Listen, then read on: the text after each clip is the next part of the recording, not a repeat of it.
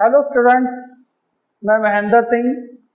Last video में मैंने आपके साथ भारतीय अर्थव्यवस्था का विकास 12th क्लास की फर्स्ट ये जो आपकी बुक है उसके लेसन नंबर 1 में बात की, स्वतंत्रता के समय भारतीय अर्थव्यवस्था। और लास्ट वीडियो में हमारा जो सब्जेक्ट था, विषय था, वो कृषि था। आज के वीडियो में हम बात करेंगे स्वतंत्रता के समय द्वितीय क्षेत्र, उद्योग क्षेत्र की दशा, उद्योगों के बारे में, औद्योगिक स्थिति के बारे में हम बात करेंगे। आखिर स्वतंत्रता के समय ब्रिटिशर्स की भारत के लिए, अंग्रेजों की भारत के उद्योगों के लिए क्या स्थिति थी, क्या दशा थी, ये हम अंग्रेजों के हिसाब से बताएंगे आपको कि उन्होंने किस तरीके से भारतीय द्वितीय क्षेत्र में काम किया, किस तरह से उन्होंने इसका शोषण किया, ये बात आपको समझनी है। सबसे पहली बात ये कि अगर आप द्वितीय क्षेत्र की बात करें तो अंग्रेजों की भारत के लिए, भारत के उद्योगों के लिए स्थिति थी कि वो भारत के अंदर चाहते थे, विऔद्योगीकरण की नीति थी उनकी, विऔद्योगीकरण। अंग्रेजों की भारत के लिए नीति थी विऔद्योगीकरण की नीति।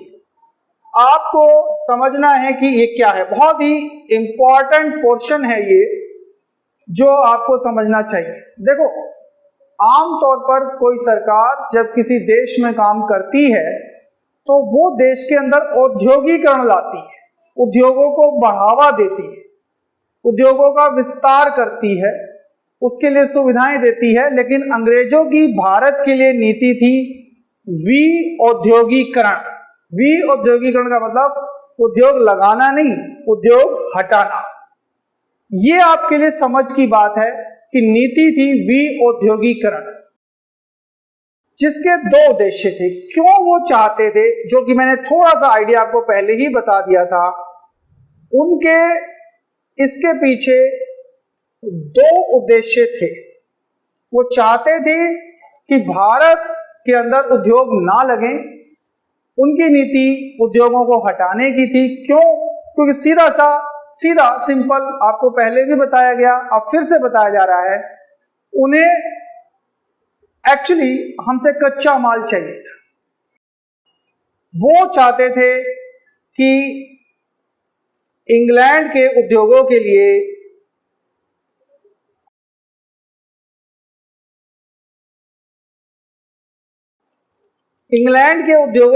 कच्चा माल मिलता रहे। पहला मेन बात कि इंग्लैंड के उद्योगों के लिए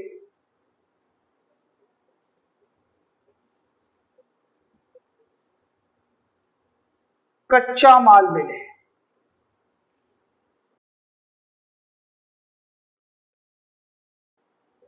मतलब ये कि वो चाहते थे कि भारत के अंदर जो भी कच्चा माल है वो इंग्लैंड को जाए। अगर भारत में उद्योग लगते तो वो भारत को चाहिए होता, उन्हें ना मिलता। इसलिए सीधी सी बात, उन्होंने भारत में उद्योगों को कोई विस्तार नहीं दिया, कुछ नहीं दिया, क्योंकि उनका उद्देश्य था कच्चा माल पाना। अगर हमारे उद्योग लगते तो उन्हें कच्चा माल नहीं मिल पाता। दूसरा उद्देश्य भी पहले ही बता दिया गया था, भारत में इंग्लैंड के उद्योगों का माल बेचना। इंग्लैंड के उद्योगों में जो भी इतना माल बन रहा था उसको बेचना था। उसके लिए भारत एक बहुत बड़ा बाजार था। आपके एनसीईआरटी के अंदर यह टॉपिक है कि भारत के अंदर ब्रिटिशर्स के विऔद्योगीकरण के दोहरे उद्देश्य क्या थे। तो ये दो उद्देश्य को हम दोहरे उद्देश्य वर्ड भी देते हैं कि आखिर उनकी दोहरे विऔद्योगीकरण की दोहरे नीति क्या थी। तो दोहरे नीति ये थी कि वो चाहते थे कि इंग्लैंड के लिए भारत से कच्चा माल मिले, इंग्लैंड के उद्योगों का माल भारत में बिके। इसलिए उन्होंने भारत में किसी भी तरह के उद्योगों को, बड़े उद्योगों को, उपभोक्ता उद्योगों को, औद्योगिक उद्योगों को कोई बढ़ावा नहीं दिया। इसलिए कहा जाता है कि इंग्लैंड के भारत के लिए उद्योगों की नीति थी विऔद्योगीकरण की नीति, जिसके दोहरे उद्देश्य थे। एक ये आपको बताया गया और दूसरा आपके सामने ये है। तो ये उद्योगों के लिए अंग्रेजों की पहली नीति थी भारत के हिसाब से। अपने शासनकाल में उन्होंने भारत में उद्योगों को कोई बढ़ावा नहीं दिया, बल्कि उद्योगों का विनाश किया। अब आपके लिए एक और अच्छी जानकारी ये रखनी पड़ेगी कि भारत में किस तरह के उद्योग रहे। भारत में मैंने आपको बताया परंपरागत हस्तकला उद्योग मेन थे। असल में मैं आपको बताना चाहूंगा, भारत जो है हस्तकला उद्योगों के हिसाब से एक विश्व प्रसिद्ध हस्तकला उद्योग थे भारत के अंदर। भारत की जेवरात, मलमल से बनी वस्तुएं आपको बताएंगे। ढाका का मलमल बड़ा फेमस था। ये आपको छोटे से टॉपिक में याद भी रखना है कि ढाका का एक मलमल था। ढाका जो कि पहले बांग्लादेश में, पहले भारत का ही हिस्सा था आजादी से पहले। तो वहां का मलमल, रेशमी कपड़े और हस्तकला से बनी हुई चीजें, जैसे घर गांव में बनते थे कालीन और डिजाइनिंग, ऐसी चीजें बहुत फेमस थी वर्ल्ड में। निर्यात होता था भारत का इन चीजों का ईरान को, अफगानिस्तान से आगे के देशों के अंदर बहुत निर्यात होता था। तो भारत में हस्तकला उद्योग बहुत फेमस थे, प्रसिद्ध थे। ये बात नोटिस रखनी है आपको। इनका निर्यात होता था।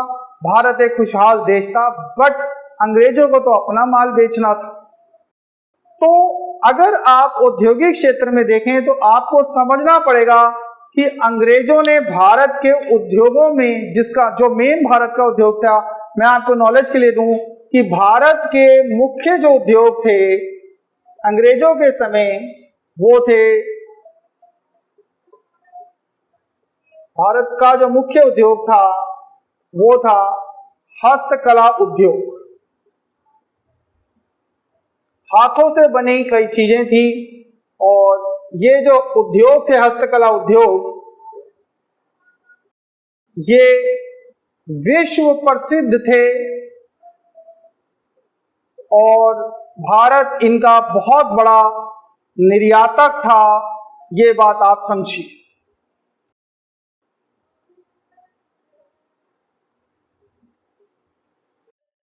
अब अंग्रेज ये समझते थे कि अगर हस्तकला उद्योगों का माल ही भारत में बिका तो उनका माल कैसे बिकेगा, कच्चा माल तो सारा यही यूज करेंगे।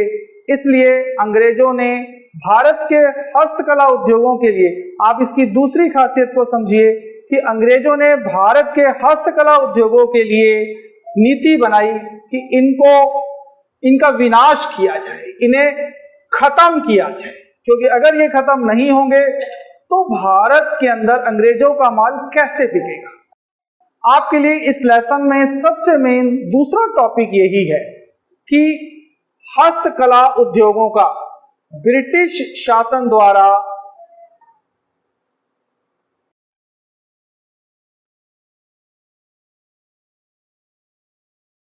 हस्तकला उद्योगों का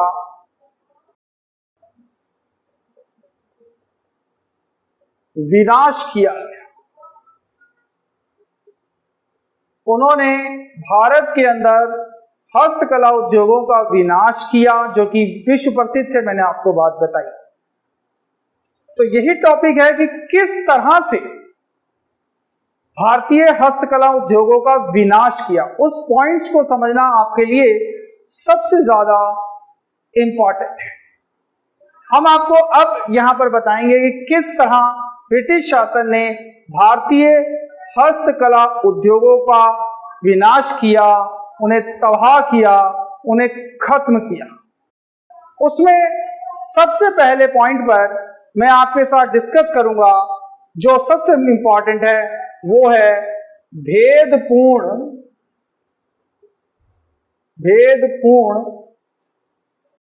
तटकर नीति। देखो, आपने टैक्स नाम सुना होगा। टैक्स होते हैं,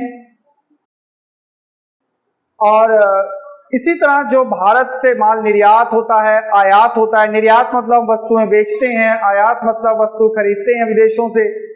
तो आयात और निर्यात पर भी कर लगता है, उसको तटकर कहते हैं। घर में इधर देश में जो चीजों पर कर लगते हैं उनको तो सिंपल कर, टैक्स बोलते हैं, और जो विदेशों से माल आता जाता है उस पर जो कर लगता है उसे तटकर कहते हैं, या फिर हिंदी में इसे एक और नाम भी देते हैं, प्रशुल्क।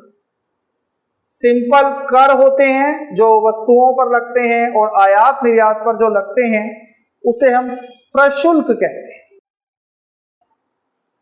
तो अंग्रेजों ने जो भारत के हस्तकला उद्योगों का विनाश किया, वो किया इस नीति द्वारा। ये आपसे अलग से फोकस होनी चाहिए, आपके दिमाग में होनी चाहिए। ये क्या थी, समझिए उन्होंने कैसे विनाश किया, मैं आपको बताता हूं। अंग्रेजों ने भारत के जितनी भी निर्यात वस्तुएं थी, भेदपूर्ण का मतलब भेदभाव पूर्ण, भारत से जितनी भी वस्तुएं निर्यात हो रही थी, ये तैयार माल, हस्तकला उद्योगों की चीजें जो विश्व प्रसिद्ध थी, जा रही थी बाहर, उन पर ऊंचे तटकर लगा दिए, ऊंचे निर्यात कर लगा दिए, जिससे कि भारतीय वस्तुएं विदेशों में महंगी हो गई और उनके खरीदार कम हो गए। जबकि जो अपना माल वो भारत में आ रहा था, इंग्लैंड का, वहां के उद्योगों का माल भारत आ रहा था, उनको भारत में लाने पर उन्होंने कर कम लगाया, नहीं लगाया। हालांकि इसमें उन्होंने हमें फायदा दिखाया, देखो हम आपके लिए चीजें दे रहे हैं और उस पर टैक्स नहीं लगा रहे हैं। यानी हमें चीजें सस्ती मिलेगी, हमारे देश में उनका माल सस्ता आना शुरू हो गया, हमारा माल जो विदेशों में जा रहा था वो महंगा जा रहा था। तो इससे क्या हुआ, मतलब ये हुआ कि हमारे निर्यातों पर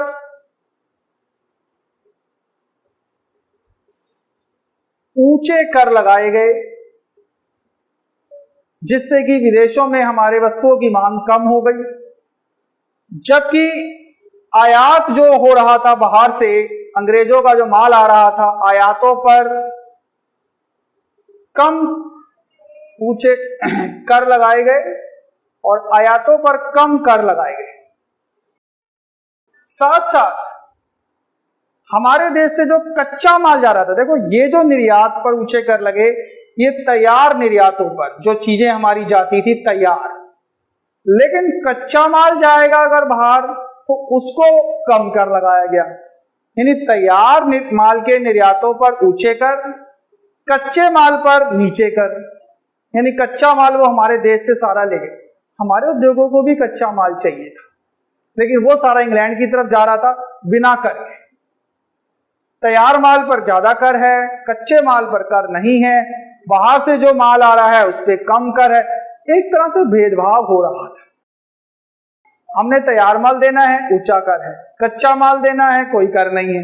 हमारा कच्चा माल सारा बाहर चला गया, हमारे उद्योगों को कैसे माल मिलेगा, सोचिए। हमारे देश का तो सारा कच्चा माल वहां चला गया सस्ते में।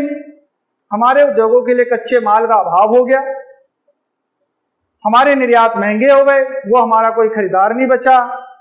आयात पर कोई कम करते, बाहर से माल जो आ रहा था अंग्रेजों का तैयार माल, वो सस्ता आ रहा था। इस तरह से हुआ ये कि विदेशों में हमारे वस्तुओं की मांग कम हो गई, देश में भी हमारे लोगों हस्तकला उद्योगों की चीजों की मांग कम हो गई, क्योंकि लोग इंग्लैंड से बनी सस्ती वस्तुएं खरीद रहे थे, क्योंकि जो आयात हो रहे थे वो सस्ते थे।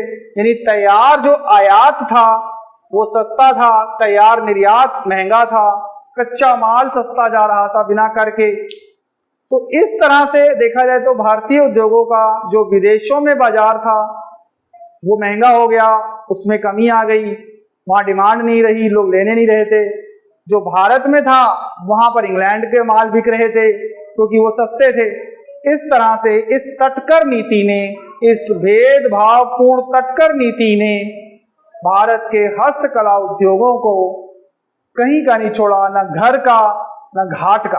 ये वाली बात समझ लीजिए कि ना घर में बाजार बचा ना विदेशों में बाजार बचा, और भारतीय उद्योग तबाह होने की तरफ चल पड़े। तो ये एक बहुत महत्वपूर्ण बड़ा कारण है जिससे कि भारतीय हस्तकला उद्योगों का विनाश हुआ, दूसरे और बाकी जो पॉइंट हैं वो बड़ी इजीली क्लियर हो जाते हैं। अब हम नेक्स्ट पॉइंट, सेकंड पॉइंट को नेक्स्ट वीडियो में डिस्कस करते हैं।